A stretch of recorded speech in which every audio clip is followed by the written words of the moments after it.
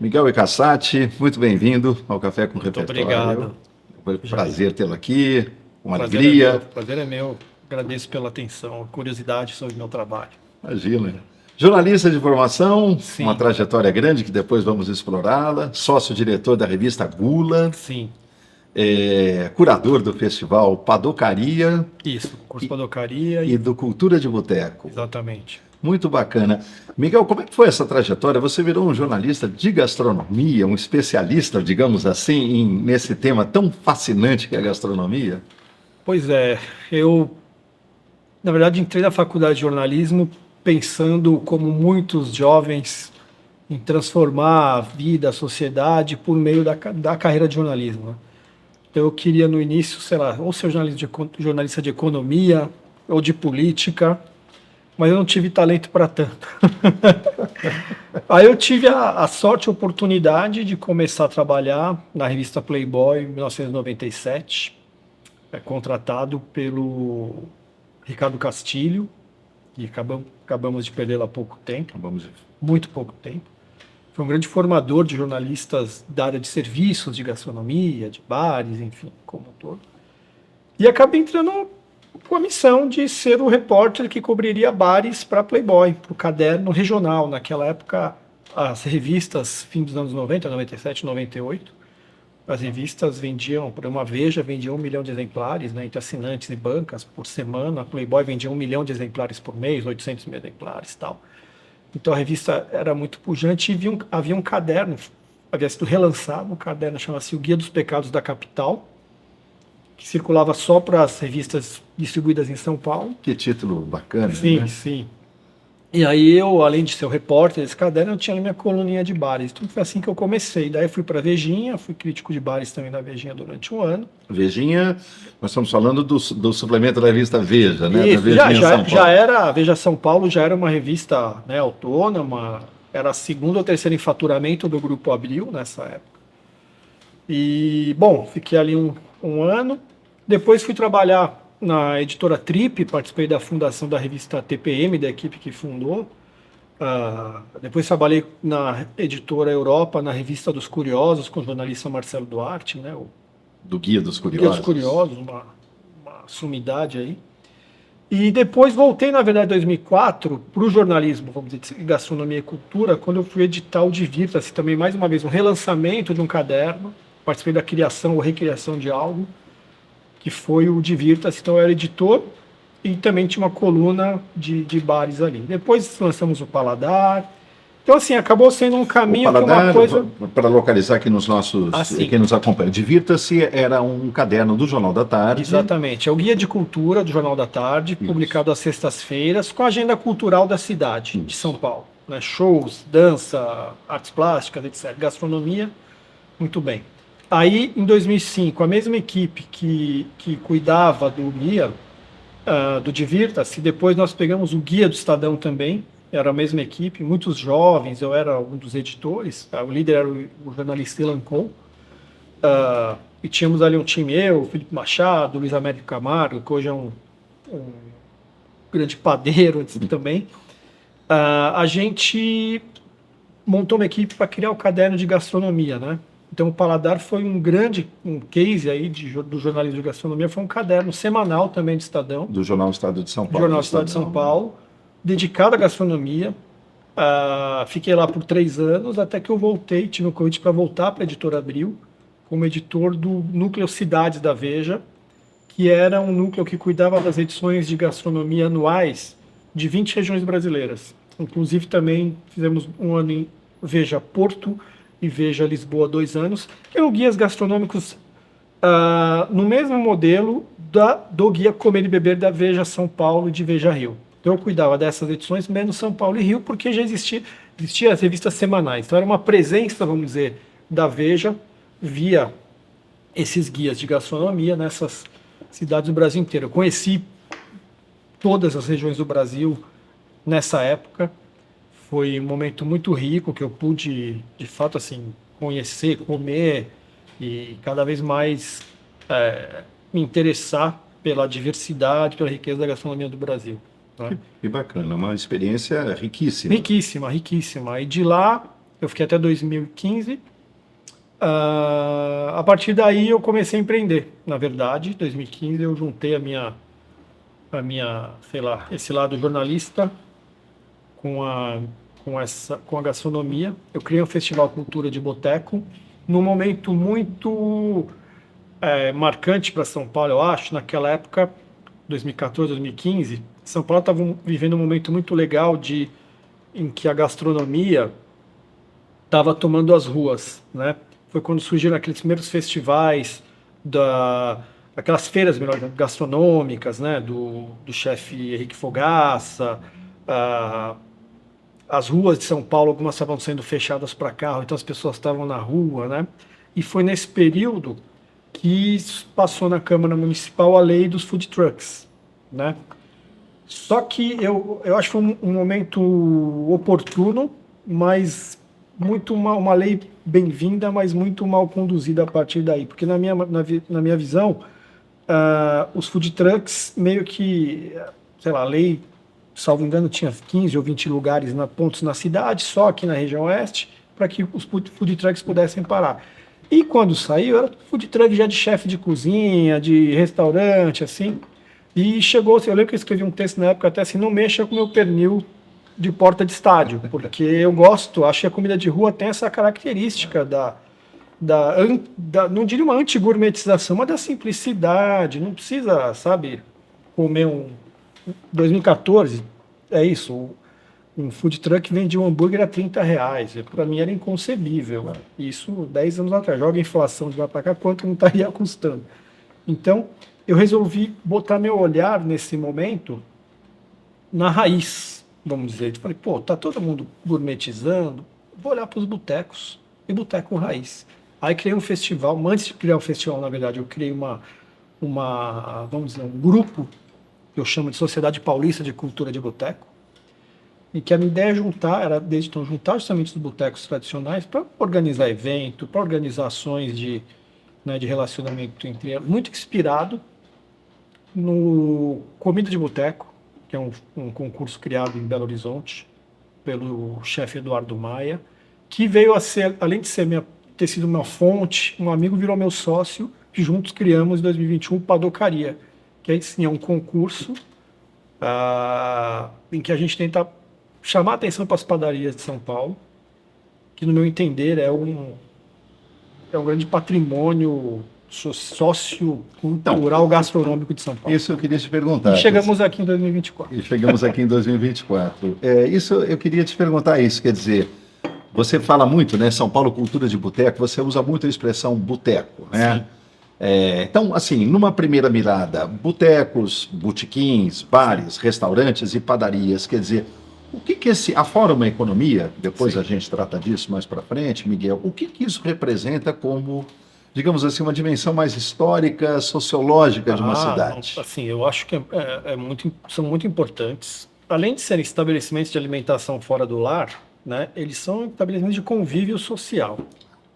Uma cidade, a urbe, você como sociólogo sabe muito bem disso, né? Pô, espaço de convívio.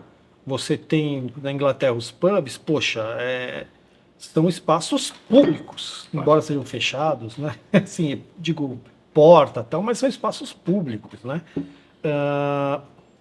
As tavernas, as tascas em Portugal, os bares de tapas na Península Ibérica, na Espanha e tal, são meio que uma das raízes dos botecos nesse sentido, de as pessoas saírem para comer, não só para comer, mas para conversar. Papo no fim do dia, né? As izakayas no Japão, essa coisa de você, depois de um dia de trabalho, poder sentar numa mesa, tomar uma cerveja, um copo de uísque, comer um petisco, isso é muito rico. Você conhece gente, você movimenta a economia, você pode fazer um amigo, você chegar sozinho no balcão, conversar com o barman, às vezes o cara, sei lá, te dá uma tirada que alega seu dia.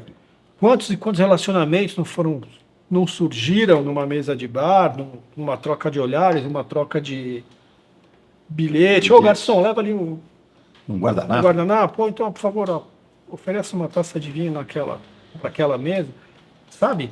Eu acho que tem tanta oportunidade, né, de convívio nesses tipos de estabelecimento que eu reputo como da mais alta importância para o desenvolvimento de uma cidade. Eles estariam, vamos brincar assim, de maneira bem, com licença poética, na mesma proporção de um museu institucional formado. Quer Olha, dizer, eles têm essa dimensão também de memória, né? De super. contar histórias de um bairro, de uma região, de uma cidade. Super, super. É mais até do que um museu. É isso, assim, são espaços democráticos. Isso.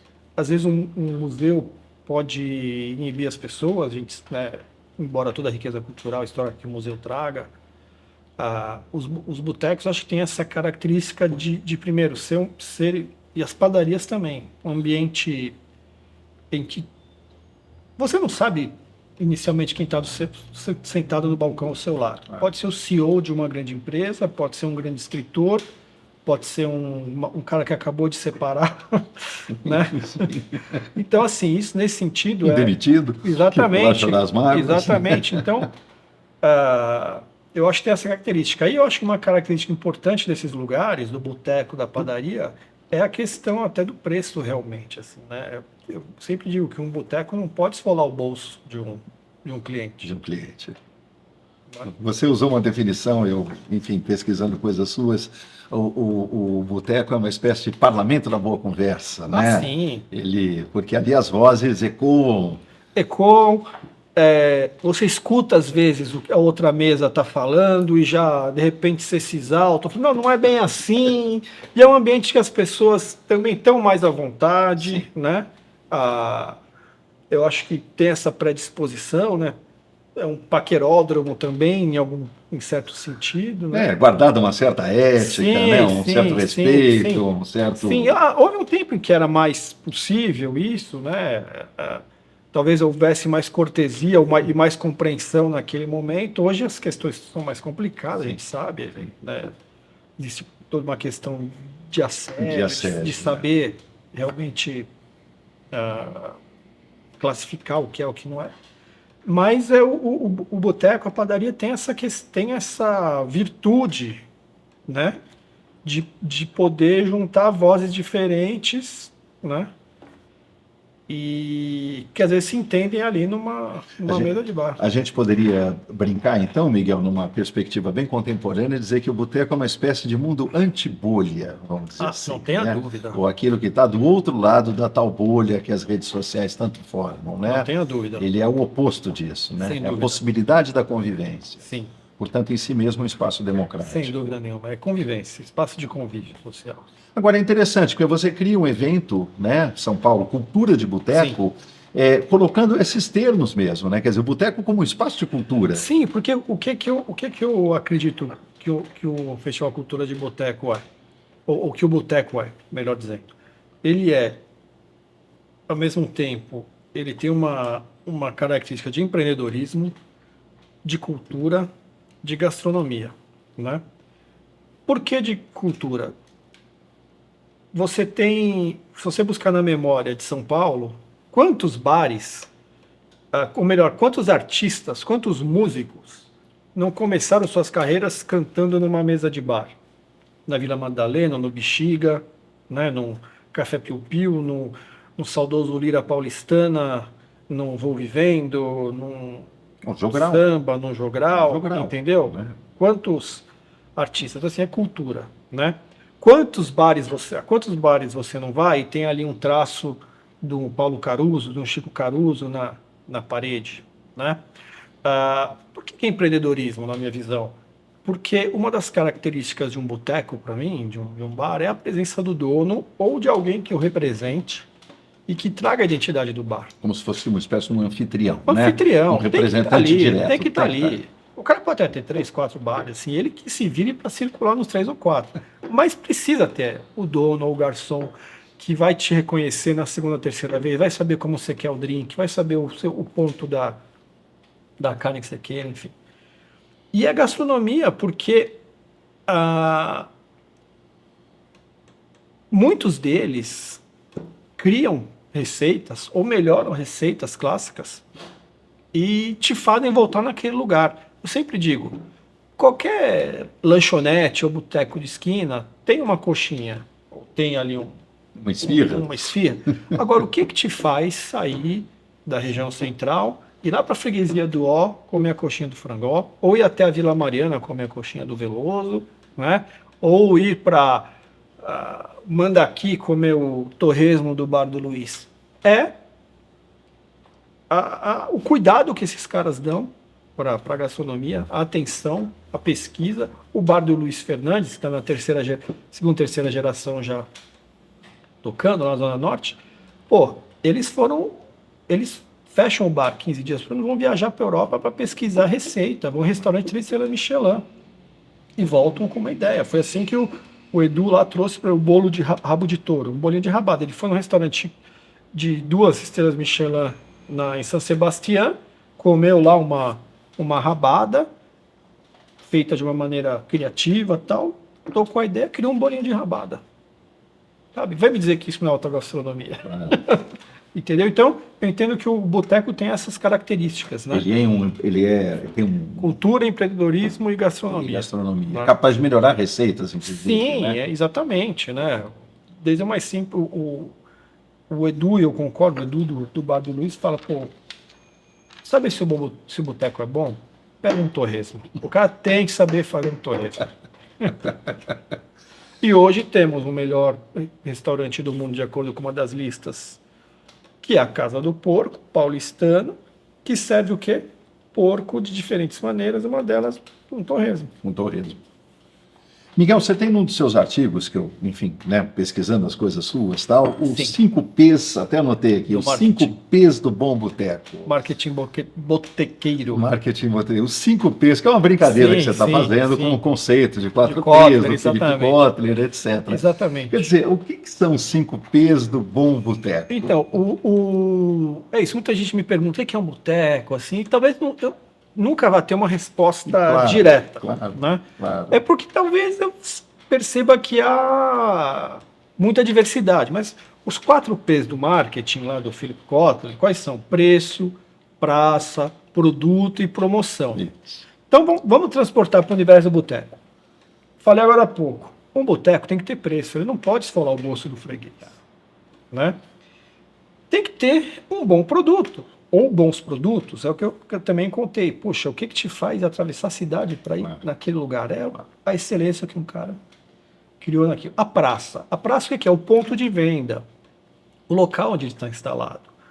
E aí você pode imaginar, por exemplo, uma das coisas que mais me irrita em boteco, embora eu já tenha ido muito assim até para ver jogo, é uma televisão no boteco. Claro. Sabe? Essa coisa. Claro. Você tem que tomar cuidado com o som, o volume, né? Enfim, a praça, o local tem que estar né, adequado. Promoção. Então, assim, as pessoas, o dono do boteco tem que saber vender o peixe dele. Tal. E o 5º P, talvez seja o mais importante, é o P de pessoas. O que é um boteco se não um encontro, uma reunião de pessoas? E aí, que pessoas? Pode ser um garçom figura, pode ser o dono, pode ser os frequentadores, pode ser aquele barfly, a mosca de bar, o cara que está ali todo virou um personagem, entendeu? Então assim, eu digo que um bom boteco, ele reúne essas 5 características, né? Uma pode sobressair mais que outra, mas em geral são os critérios que eu utilizo para definir o que para mim é um bom boteco. Então, eu acho que assim, pegando cola nisso que você está dizendo, é interessante porque é uma luta, né? Uma batalha, vamos dizer assim, essa coisa de a gente... As redes sociais ajudaram muito nisso, mas a questão acaba sendo mais complexa, da coisa de um certo opinativismo geral, né? Quer dizer... E é sempre bom a gente ter um especialista, conversando com um especialista, né? O olhar dele, seja um crítico de cinema, um crítico literário, um crítico de artes plásticas, um crítico gastronômico, né? Quer dizer, o Michelin, quando resolve atribuir estrela para... Ele está partindo, não é totalmente subjetivo, ele está partindo de alguns pressupostos, assim como sistemas de classificação de vinhos e por aí vai. Exato. Então, assim, Miguel, você que tem uma larguíssima experiência nisso, está à frente de uma revista importante na área... Como é que a gente olha um restaurante, como é que a gente olha uma padaria, como é que a gente olha um boteco, o que que na hora eu tenho que... Claro, a alma, a subjetividade, eu me senti bem, mas o que que a gente precisa, assim, resumidamente levar em Olha, consideração? eu acho o seguinte, eu lembro que o antigo Guia Quatro Rodas, que é uma das Isso. grandes referências também do jornalismo gastronômico, tinha um lema mais ou menos assim: a gente vai antes para você ir melhor, né? O que que significa? Um crítico gastronômico, um jornalista que passou por um treinamento, que visitou restaurantes, bares, que visitou hotéis, que fez um, digamos assim, um treinamento mesmo, né? Ou seja, criou um repertório. Criou um repertório baseado em visitas, em troca de conhecimento e ouvir um jornalista mais experiente, em trazer referências de fora, estabeleceu uma série de critérios para poder classificar esses estabelecimentos para que o seu público, o leitor, pudesse ter referência. De repente, se uma sexta-feira você está com a sua namorada, hoje, pô, vou levar no restaurante francês. Que referência que eu vou buscar? Então, assim, os veículos de comunicação, os especializados, surgiram dessa maneira.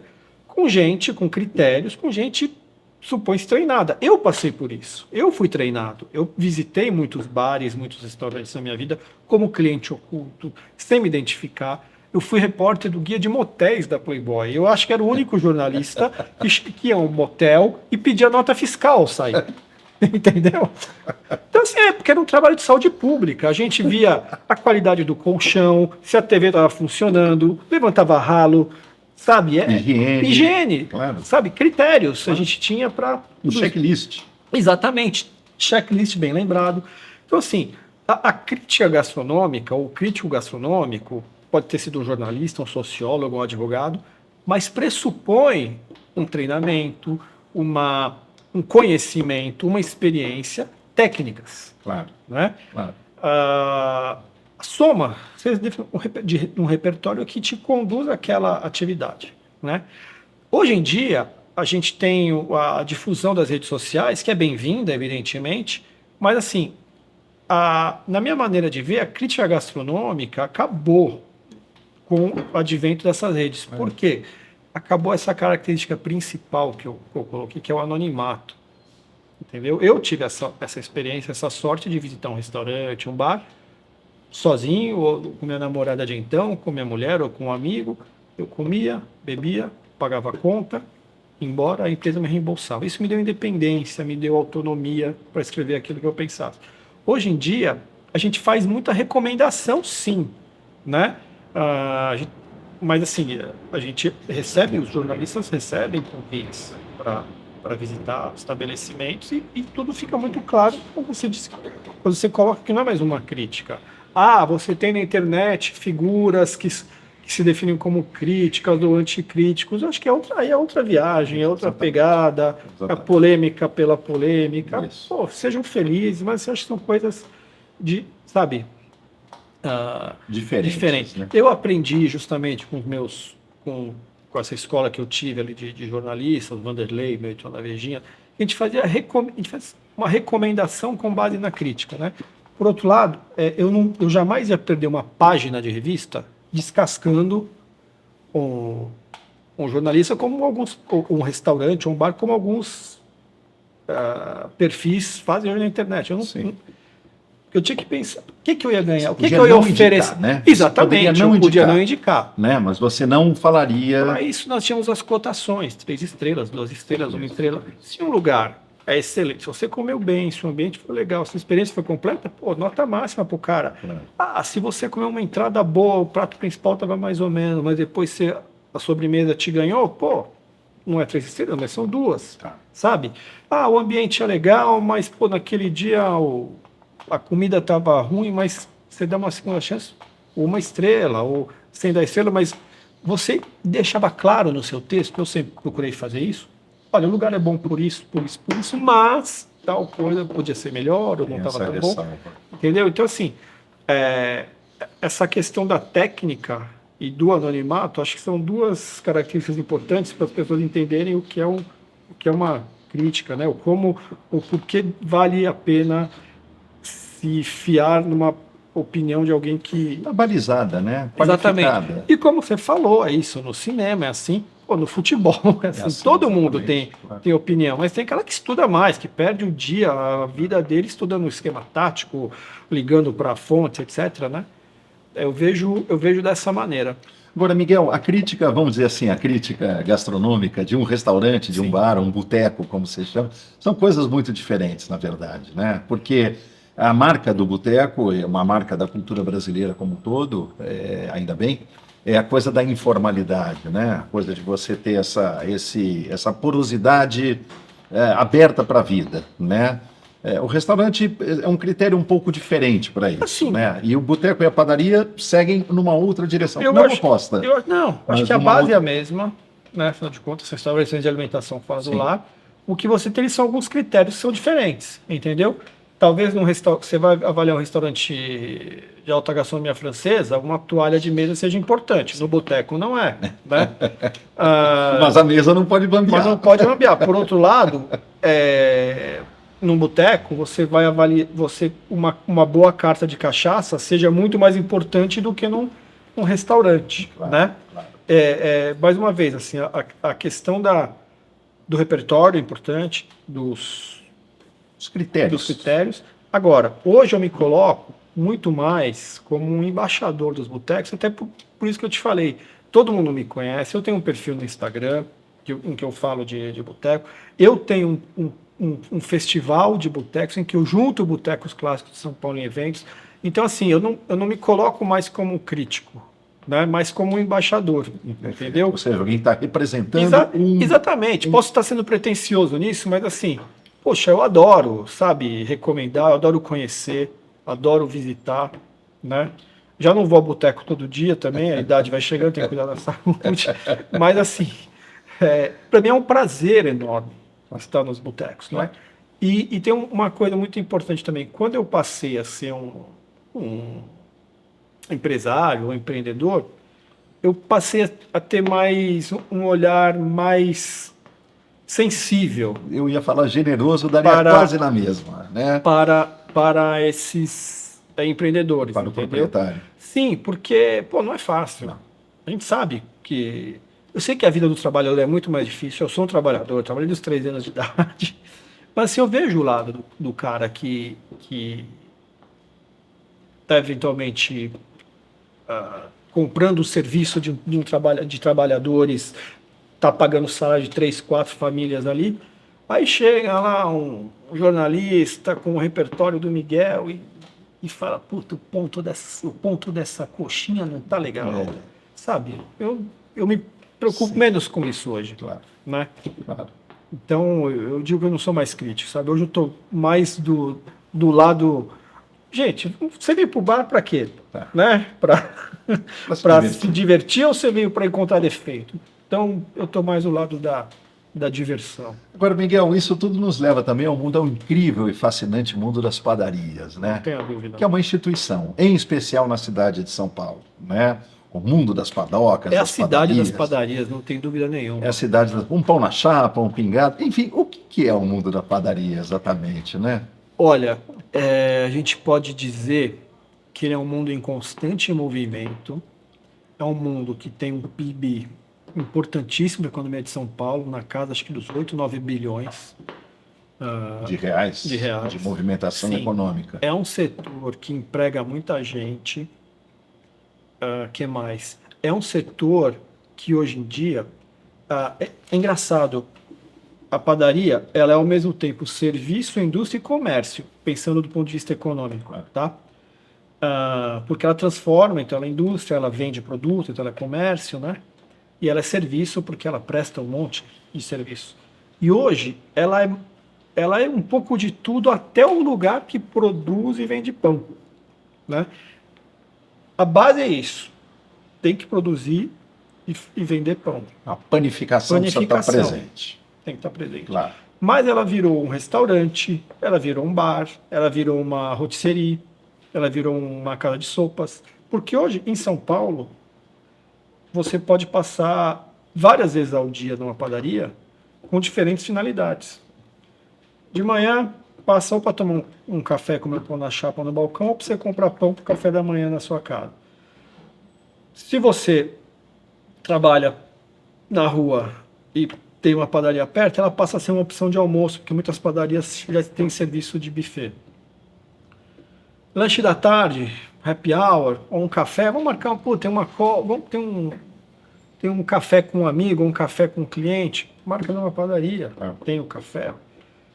À noite, o buffet já se monta um buffet de sopas também, nem só mais no inverno, mas o ano inteiro. O ano inteiro. E pizza, você come algumas das melhores pizzas de São Paulo nas padarias. Tanto é que no Padocaria, no ano passado, o concurso que eu criei junto com o Eduardo Maia, meu sócio, em que a gente avalia, ou pede, melhor dizendo, para que o público avalie as padarias, né, em determinadas categorias, e nós colocamos os critérios que a gente sugere para que as pessoas avaliem, né? Pizza, por quê? As padarias estão investindo cada vez mais em insumos, equipamentos e treinamento de pessoas para preparar boas pizzas. Que lugar da cidade você vai comprar o melhor frango assado do que isso na padaria e ter a televisão de cachorro no sábado e domingo ali? Então, assim, a padaria é um mundo, é um complexo gastronômico. Entendeu? E isso é benéfico para a cidade, porque é uma porta aberta das 6 da manhã às 11 da noite. É um porto seguro. Seu carro quebrou num bairro onde você não conhece ninguém, você vê uma luzinha acesa, põe uma padoca, meio que você fica até tranquilo. Né? Então, assim, é mais um espaço de convivência, é um espaço que representa muito São Paulo, muito ligado às colônias que fundaram e fizeram São Paulo crescer. É uma relação direta com os portugueses, com os italianos, com os espanhóis, com coreanos. Tem padaria coreana no Bom Retiro. Judaica. A gente conta uma história de uma cidade tranquilamente por esses caminhos. Super. Também, né? O caminho dos restaurantes, o caminho dos botecos e botequins e, claro, o caminho das padarias. Não né? tenha dúvida. Para São Paulo, ela tem uma importância muito maior do que tem para os outros lugares. Quando eu tenho uma irmã que mora na Alemanha, quando vem para cá, ela quer comer pão na chapa na padaria. Claro. Isso traz uma memória da infância. A gente lembra, lembra quando a avó pedia para a gente comprar pão e leite? Né? 10 pãezinhos, leva um leite B, um leite C para casa. Saquinhos ainda. Olha quanta coisa traz, né? Sim. O conforto, a memória. Memórias afetivas, né? Diretamente ligado com o mundo da gastronomia. Agora, por outro lado, Miguel, também eu sei que você tem uma preocupação muito grande desde sempre, né, em garantir esse espírito democrático, né, essa humanidade, vamos dizer assim, né, essa informalidade desses espaços. Sim. E de uma certa forma, num outro eixo, a gente vê uma gourmetização chegando em vários lugares e criando coisas que às vezes distanciam um pouco dessa cultura mais tradicional de boteco, de padaria. Queria que você falasse um pouquinho sobre isso. Eu vejo assim, a informalidade, na minha maneira de ver, ela pode ser... As pessoas podem se enganar pro bem e pro mal, né? Uma coisa informal não significa que ela seja desleixada, né? Ela pode ser menos... Pode ter menos paletó e gravata. Menos paletó e gravata, entendeu? Mas uma excelente qualidade, né? A gourmetização, por outro lado, é isso. Ela atribui tanta coisa a um prato, uma receita, um ambiente que não precisa, sabe? Você pode limpar, você pode... E na essência, é tanta camada, né? Que não precisa ter, na minha maneira de ver, em determinados momentos, né? Então, assim, no fundo, o que me atrai numa padaria, num boteco, num restaurante de bairro, é o pano de fundo para a minha cidade de São Paulo. Eu já levei meu evento para Festival de Boteco para outras cidades do interior, a gente deve expandir. O Padocaria a gente pretende levar para outros lugares, mas no fundo, o meu pano de fundo é a cidade de São Paulo, é essa maluquice que a gente vive, né? Que tem bairros carentes, colados em bairros com alta qualidade de vida, e no meio você tem um boteco ali saindo um cheiro de frango assado da maquininha, você entendeu? Que o cara que mora num apartamento duplex desce para ver do que está falando, né? Sabe, ao mesmo tempo que tem o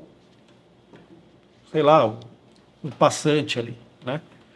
Então, assim, no fundo, acho que São Paulo é isso, né? Assim, a gente quer ser um pouco Europa, Um pouco Nova mas a York, gente quer ser um pouco Nova York, mas a gente também quer ser.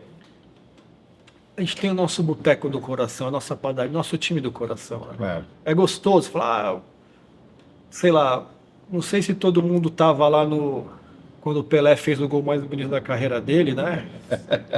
Mas assim, todo mundo vai dizer, não, eu sou do Brás, No eu estádio sou do da Moca, Juventus. no estádio No Juventus, estádio do né? Maior estádio Juventus, do na Boa mundo, né? Jogaria. Maior estádio do mundo. Isso, na Boa Mas sabe, não, Jogaria. eu venho do Brás, não, a Moca no meu tempo que era boa, Lapa, sabe? Acho que tem essa nostalgia, Claro. né?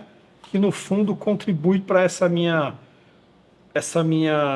fixação quase com a informalidade, com a irreverência dos lugares. Claro.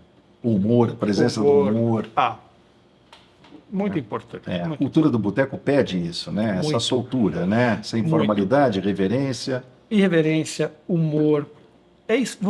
Você pode ir no boteco que você está triste, mas você não vai sair de lá triste. Você vai no boteco que você está feliz. E você vai sair de lá mais feliz.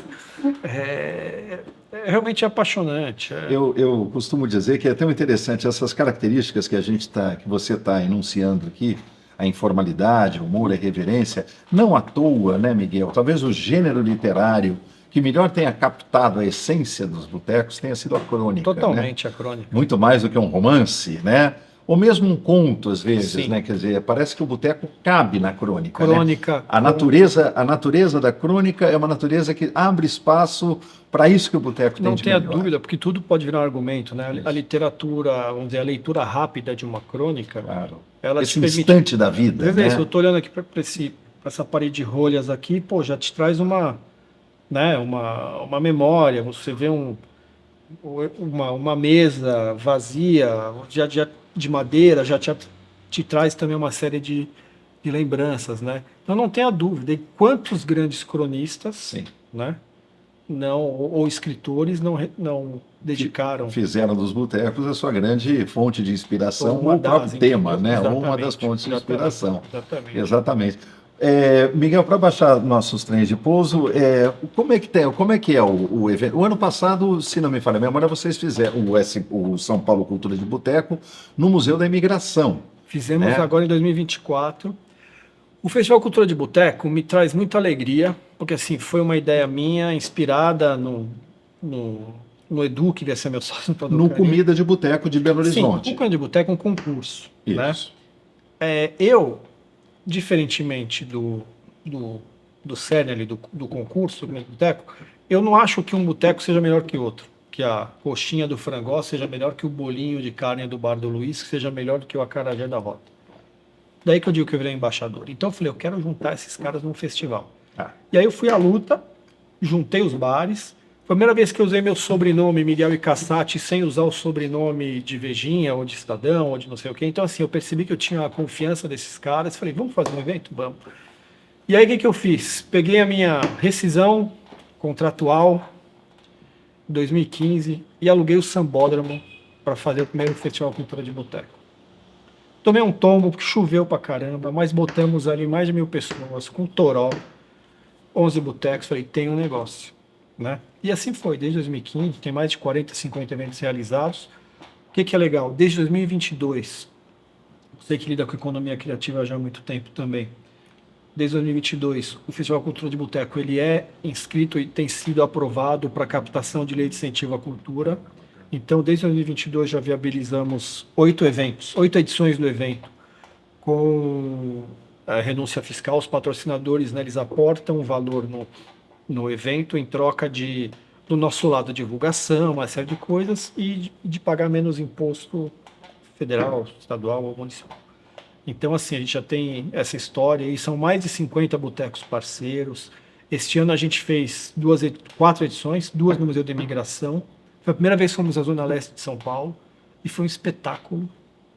Espetáculo, é uma região que eu acho que todo mundo devia olhar mais. Claro. Tem muita gente lá, tem muito potencial, muito um oceano azul ali, ticket alto, as pessoas E consumiram. com uma tradição gastronômica, Sim. Brás e Moca, com Sim. duas tradições E eu gastronômicas. faço questão de juntar o bar, o festival de bares que eu tenho, Festival Cultura de Boteco, com o equipamento cultural da cidade. Então já fizemos na Unibis Cultural, já fizemos no antigo Museu da Casa Brasileira, que hoje é a Casa Fábio Está na Prado, fundação, da a Fundação casa Padre a Anchieta. casa do Fábio Prado e Isso. está na fundação. Já fizemos no Museu da Fundação Padre Anchieta. Já fizemos no Museu do Futebol. Então, assim, o meu prazer é levar para esses lugares. Nós fizemos esse ano também, pela primeira vez, 2 dias no Parque da Água Branca, Tá. que é um lugar também histórico. Então, é isso. Acho que o Boteco... o festival, por que é legal também? Porque eu junto bares de diversas regiões da cidade, né? Juntos. Estão juntos ali num determinado lugar. Então, eu estava no Parque da Água Branca com o bar do Brooklyn, bar da Zona Oeste, bar do Paris, bar da Zona Norte. E às vezes é uma oportunidade das pessoas conhecerem aquele boteco. Putz, já ouvi tanto falar. Meu avô, que morava lá naquele bairro, conhecia. Um dia eu vou lá conhecer, então vou lá conhecer seu bar. Então, assim, o festival tem essa característica, né, de troca. de troca. E de agregar gente. Exatamente. E é interessante, porque aí é o contato, de fato, o bar e o museu conversando Sem mesmo, dúvida, né? O sem boteco dúvida, e, sem dúvida, sem e o dúvida. equipamento cultural da Sem cidade dúvida. em pleno diálogo. Sem dúvida. Já o Padocaria, a perspectiva foi outra, né? Eu me juntei ao Edu para criar essa premiação que, embora a gente aponte ali, na verdade não é a gente que aponta, é uma votação democrática, é o público que vota, é o engajamento das padarias que é importante. Embora a gente coloque as categorias melhor pão na chapa, melhor pãozinho, melhor frango assado da cidade, melhor doce, etc., o nosso objetivo é fazer com que as pessoas prestem atenção na padaria, entendeu? É bacana você ter a padaria que o público elegeu o melhor pãozinho, mas olha quantas padarias tem na cidade, olha quantos estabelecimentos, olha quantos empreendedores, quantas famílias trabalhando nesse ramo. São 6.000 padarias, né, na cidade? Sim, de acordo com o Sampapão, que é a Associação dos Panificadores, são cerca de 6.000 padarias em São Paulo. Nós já impactamos diretamente, em 4 anos, 850 padarias. Quando eu digo que impactamos, é que receberam pelo menos um voto. Pelo menos o dono votou. Pelo menos Entendeu? o dono votou. Mas a gente vai construindo essa base para mostrar para a cidade, para os patrocinadores, que é um segmento realmente riquíssimo. São comerciantes, sabe? E não é um ambiente qualquer, né? Não é ambiente qualquer. É a padaria e o boteco. Sim, são ambientes que seguem regras, sabe? Tem a questão sanitária, que é muito importante, tem... É isso também, são muito criativos. O convívio, né? O convívio. A ideia do convívio, né? A questão fundamental da gente recuperar. Tem sensação melhor que você... hoje eu não consigo tomar café em casa, vou tomar café na padaria que eu passo sempre para buscar o pão. O cara te vê ali, já sabe como você gosta do pão na chapa, como você gosta do seu café, sem precisar pedir, só num sinal, o cara... Isso é tão acolhedor, tão acolhedor. Não temos isso em outros lugares do mundo. Convivência, né? Possibilidade da convivência. Não temos isso em todos os lugares do mundo. Miguel, obrigado. Obrigado a você, Jair. Muito obrigado. Parabéns pelo seu podcast, pelo projeto. Obrigado. Uma honra muito tê-lo legal. O aqui. repertório, realmente, você encontrou aí uma palavra que tem realmente um conjunto, né, de significados e que resume um pouco do que é a trajetória das pessoas. Muito obrigado.